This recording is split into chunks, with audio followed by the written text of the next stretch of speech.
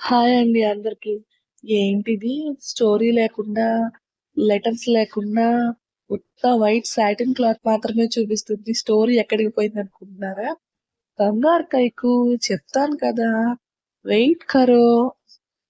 నేను నా లైఫ్ లో ఒక డెసిషన్ తీసుకున్నానని చెప్పాను కదా, ఇలాంటి ఒక టెన్షన్ లో నా పిల్లలతో సఫర్ అవుతూ స్టోరీ కూడా సరిగ్గా ఇవ్వలేని టైంలో, బట్ నా ఫైనాన్షియల్ స్టేజ్ కాపాడుకోవడం కోసం, నేను ఫైనాన్షియల్ గా స్టేబుల్ గా ఉండడం కోసం ఒకటి చేయబోతున్నాను. అదేంటంటే హ్యాండ్ మేడ్ జ్యువెలరీ బిజినెస్ అన్నమాట. BN fashion hub. It is the YouTube channel name and Instagram ID కూడా సేమ్ ఇదే లోగో ఉంటుంది. మీకు లోగోనే మెయిన్ గుర్తు. ఎందుకు అంటే యూట్యూబ్ లో కానీ ఇన్స్టాగ్రామ్ లో కానీ. ఇందులో నేను ఏమి సెల్ చేయబోతున్నాను అంటే, first thing silk thread bangles. ఇప్పుడు ఫుల్ ట్రెండింగ్ రన్ అవుతుంది కదా, సో ఒక లుక్ వేసేయండి. నేను నా చేతులతో చేసిన అద్భుతమైన jewellery. So silk thread bangle, hair accessories and invisible chains in different different models. So అవేంటో అనేది నేను ఒక్కొక్కటిగా చూపిస్తాను. ఎలా ఇవన్నీ నేను ఏఐతో జస్ట్ రీప్లేస్ చేశాను, అంతేకాని అవి నేను నా స్వహస్తాలతో చేసిన జ్యువెలరీ. నా కష్టం అదంతా. దయచేసి ఇది కూడా ఎక్కడి నుంచి తెచ్చావా అనకండి ప్లీజ్, ఓకేనా? ఫస్ట్ థింగ్, ఫస్ట్ బ్యాంగిల్స్ చూడండి. ఇవి వన్ కట్ బ్యాంగిల్స్ అన్నమాట. సో సింపుల్ గా ఎలిగెంట్ గా ఉంటాయి అనుకోకండి, శారీ మీదకి కత్తిలా ఉంటాయి.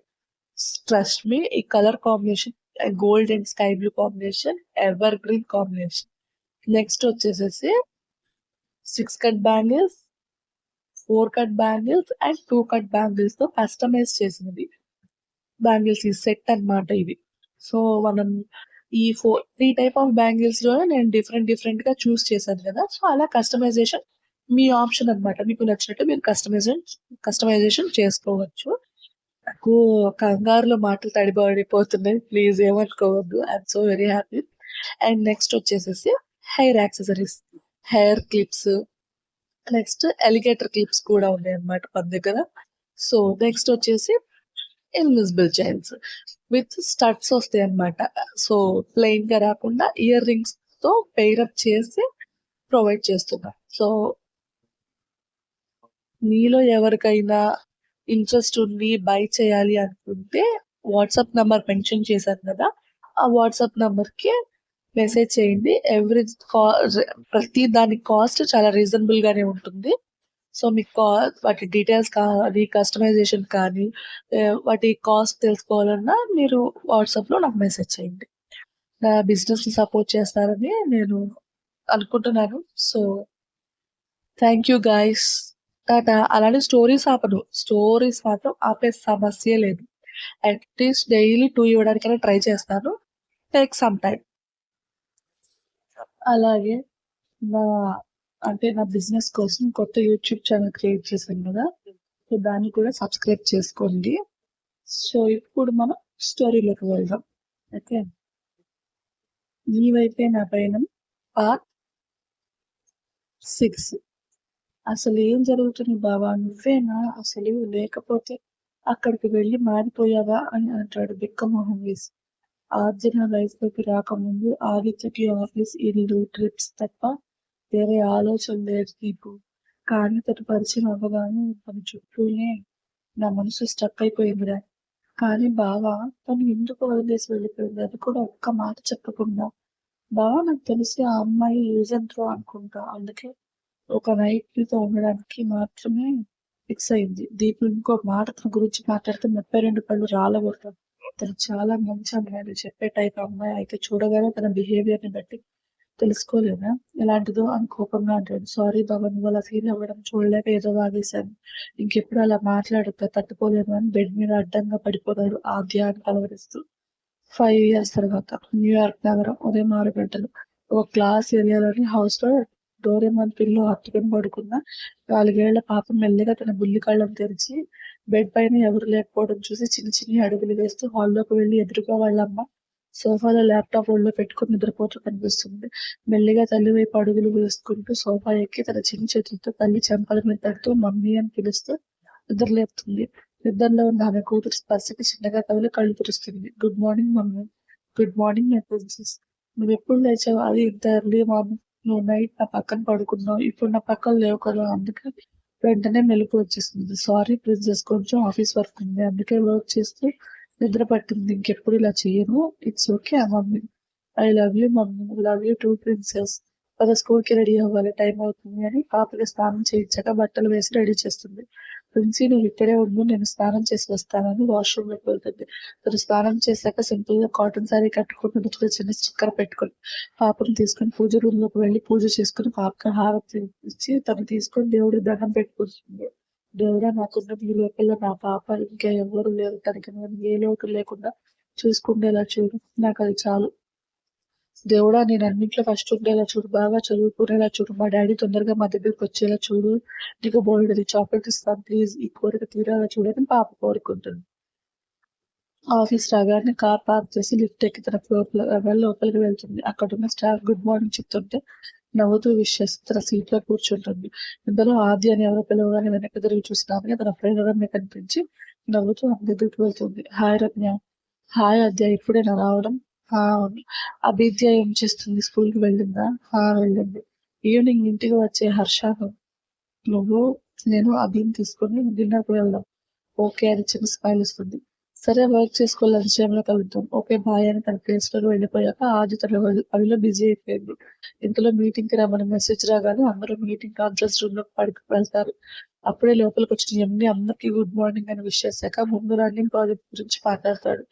వాళ్ళు ఇప్పుడు మీరు చేసిన ప్రాజెక్ట్ తో పాటు ఇప్పుడు ఇంపార్టెంట్ ప్రాజెక్ట్ వచ్చింది. ఓన్లీ సమ్ పీపుల్ ని ఈ ప్రాజెక్ట్ డెవలప్మెంట్ కోసం సెలెక్ట్ చేస్తున్నాను. ఈ ప్రాజెక్ట్ ఇచ్చిన కంపెనీ సీఈఓని స్వయంగా మన వర్క్ ప్రోగ్రెస్ చూడటానికి వస్తున్నారు. So be careful, don't do any mistakes in front of him అని వార్నింగ్ టోన్ లో చెప్తాడు.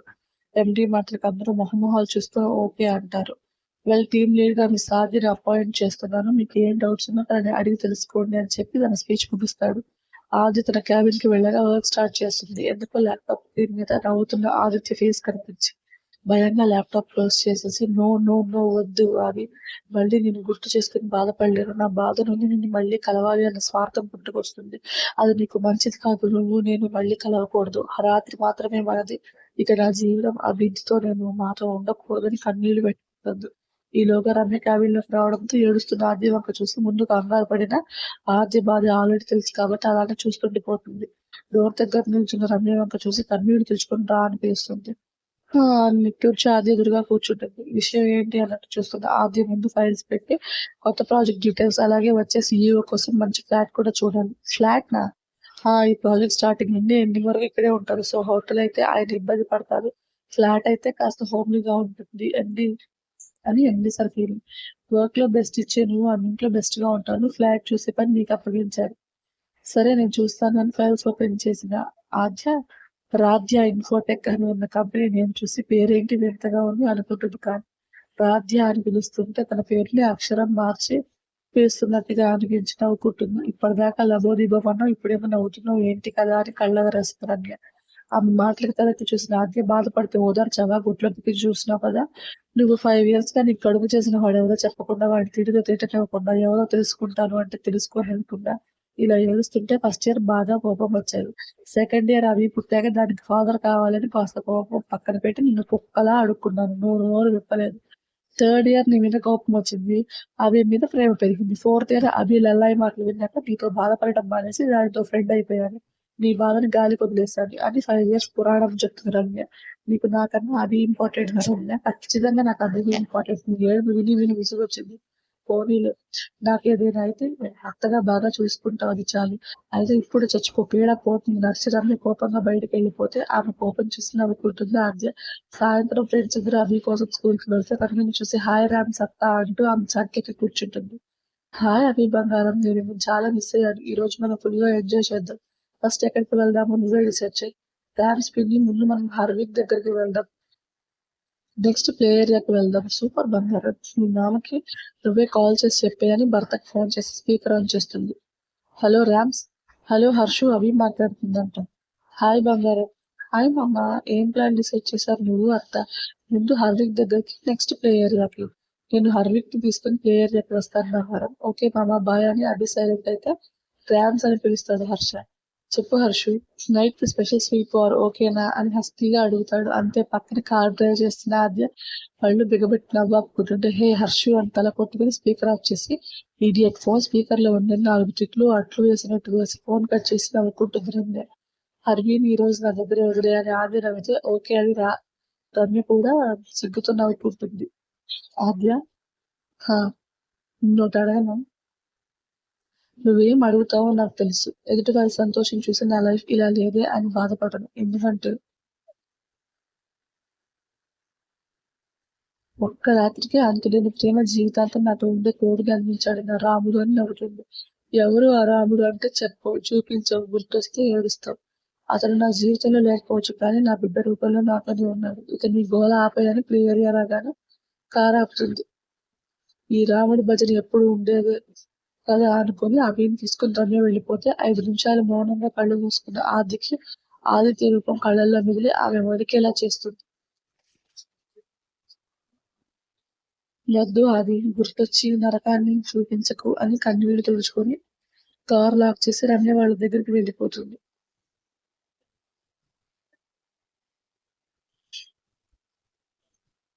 స్టోరీ నచ్చితే లైక్ చేసి షేర్ చేసి కమెంట్ చేయండి. ప్లీజ్ సబ్స్క్రైబ్ చేసుకోండి. నా న్యూ బిజినెస్ ని సపోర్ట్ చేయండి.